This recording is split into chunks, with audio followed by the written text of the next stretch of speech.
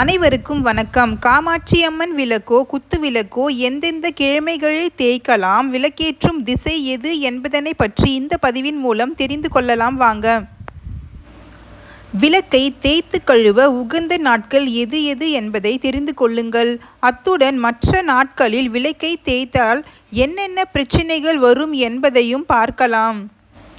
வீடுகள் கோவில்களில் ஏற்றப்படும் விளக்கில் துர்க்கை, லட்சுமி, சரஸ்வதி ஆகிய சக்திகள் உள்ளன. இதுபோன்று விளக்கேற்றி வழிபடுதல் என்பது தீய சிந்தனைகளை தடுக்கின்றது. அதுபோல விளக்கின் அடிபாகத்தில் பிரம்மாவும், தண்டு பகுதியில் மகாவிஷ்ணுவும், நெய் மற்றும் எண்ணெய் ஊற்றும் இடங்களில் சிவனும் வாசம் செய்கிறார் என்பது ஐதீகம். செவ்வாய், புதன்கிழமைகளில் விளக்கை தேய்த்தால் திங்கள் முதல் புதன்கிழமை நள்ளிரவு வரை அதில் குடியிருக்கும் தாட்சாயினி வெளியேறி விடுவாள் என்பது ஐதீகம். வியாழக்கிழமை நள்ளிரவு முதல் வெள்ளி நள்ளிரவு வரை விளக்கில் குபேர சங்கநிதி யாட்சணி குடியேறுகிறாள். எனவே வெள்ளிக்கிழமை விளக்கு தேய்ப்பதை தவிர்த்து விடுங்கள். வியாழக்கிழமையே தேய்த்துவிட வேண்டும். அதற்கான மஞ்சள் குங்குமத்தை கூட அடுத்த நாளான வெள்ளிக்கிழமை அன்று வைத்து விடலாம். விளக்கை எந்தெந்த திசைகளில் ஏற்றலாம் என தெரிந்து கொள்ளுங்கள். ஒரு முகம் ஏற்றினால் நினைத்த செயல்கள் நடக்கும். இருமுகம் ஏற்றினால் குடும்பம் சிறக்கும். 3 முகம் ஏற்றினால் புத்திரதோஷம் நீங்கும். 4 முகம் ஏற்றினால் செல்வம் பெருகும். 5 முகம் ஏற்றினால் சகல நன்மைகளும் கிடைக்கும்.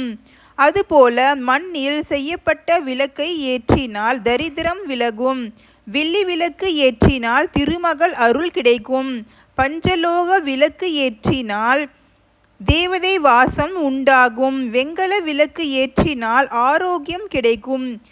இரும்பாலான விளக்கு ஏற்றினால் சனிகிரக தோஷம் விலகும் என்பது ஐதீகம்.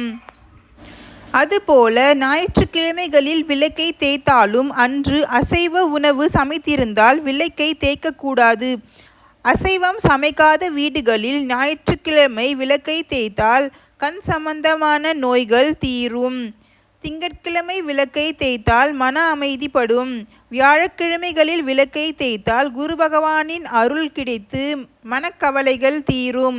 சனிக்கிழமைகளில் விளக்கை தேய்த்தால் வாகன விபத்துக்கள் ஏற்படாமல் தடுக்கலாம்.